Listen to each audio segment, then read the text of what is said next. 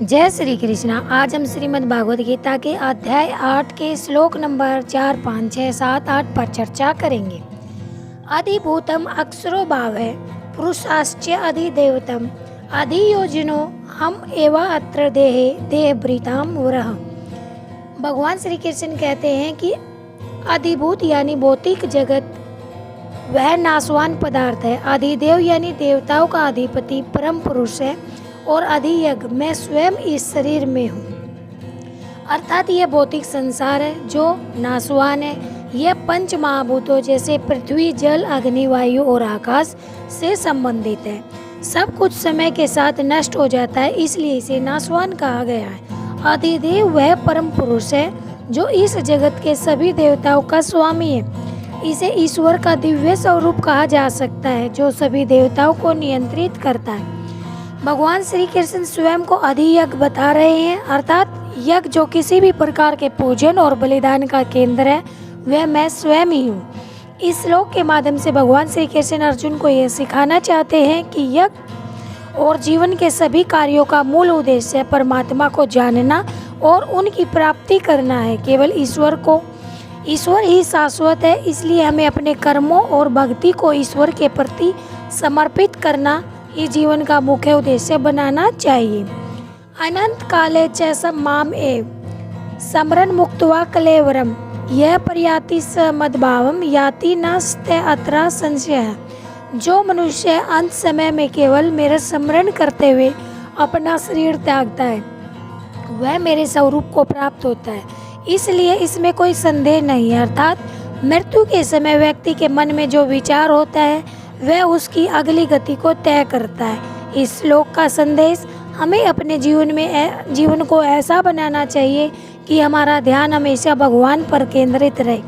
मृत्यु के समय भगवान का स्मरण तभी होगा जब हम पूरे जीवन में उनके प्रति समर्पित रहें। इसलिए जीवन को पवित्र कर्मों और भक्ति से भरना ही हमारा कर्तव्य है।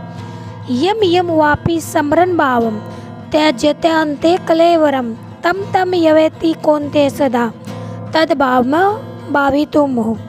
श्री कृष्ण जी कहते हैं कि हे अर्जुन, मनुष्य अंत समय में जिस भाव को स्मरण करते हुए शरीर का त्याग करता है वह उसी भाव को प्राप्त करता है, क्योंकि वह सदा उसी भाव से प्रभावित रहता है। अर्थात मृत्यु के समय जो भी भाव या विचार व्यक्ति के मन में होता है वह उस दिशा में उसकी यात्रा को निर्देशित करता है।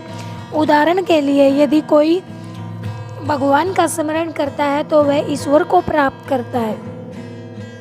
यदि मनुष्य सांसारिक इच्छाओं में उलझा रहता है तो वह उन्हीं इच्छाओं के अनुसार नया जन्म लेता है। अतः व्यक्ति का अंतिम विचार उसके पूरे जीवन में किए गए कर्मों और उसके मनोभाव पर निर्भर करता है।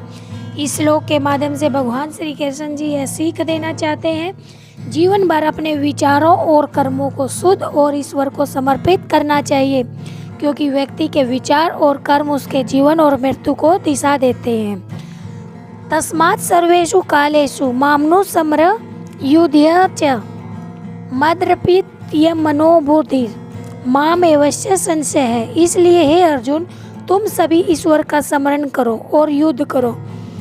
अपने मन और बुद्धि को मुझे अर्पित करो, तब निश्चय ही तुम मुझे प्राप्त करोगे, इसमें कोई संदेह नहीं। अर्थात भगवान अर्जुन को उनके कर्तव्य का पालन करने के लिए प्रेरित करते हैं। अर्जुन को समझाया जा रहा है कि भक्ति और कर्म को साथ साथ निभाना चाहिए।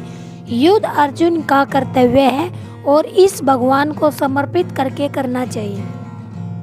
ऐसा करने से व्यक्ति के सभी कार्य ईश्वर को समर्पित हो जाते हैं और वह पाप से मुक्त हो जाता है। इस श्लोक की सीख, जीवन भर ईश्वर का स्मरण करते हुए अपने कर्तव्यों का पालन करना चाहिए। कर्म और भक्ति का संतुलन ही मोक्ष का मार्ग है। अभ्यास योग्य युक्तिने चेतसा नान्य गमीना परमम पुरुषम दिव्यम याति पार्थान उचितपनम। हे अर्जुन, अभ्यास योग से युक्त और अन्य किसी और न जाने वाले मन से जो मनुष्य परम दिव्य पुरुष का निरंतर चिंतन करता है वह उस परम पुरुष को प्राप्त करता है। अभ्यास योग से युक्त का अर्थ है कि भगवान के निरंतर ध्यान और स्मरण का अभ्यास। अर्थात मनुष्य को अपने विचारों को बार बार भगवान पर केंद्रित करने का अभ्यास करना चाहिए। मन को केवल परमात्मा पर ही केंद्रित करना चाहिए। भगवान श्री कृष्ण जो संपूर्ण सृष्टि के आधार है और मोक्ष का एकमात्र स्रोत है, ऐसा व्यक्ति भगवान को प्राप्त करता है। इस श्लोक की सीख भगवान को प्राप्त करने के लिए जीवन में नियमितता, समर्पण और एकाग्रता का अभ्यास करना चाहिए। अभ्यास योग से मन और बुद्धि को स्थिर किया जा सकता है। हमारे साथ गीता ज्ञान की खोज में जुड़े रहने के लिए धन्यवाद। राधे राधे।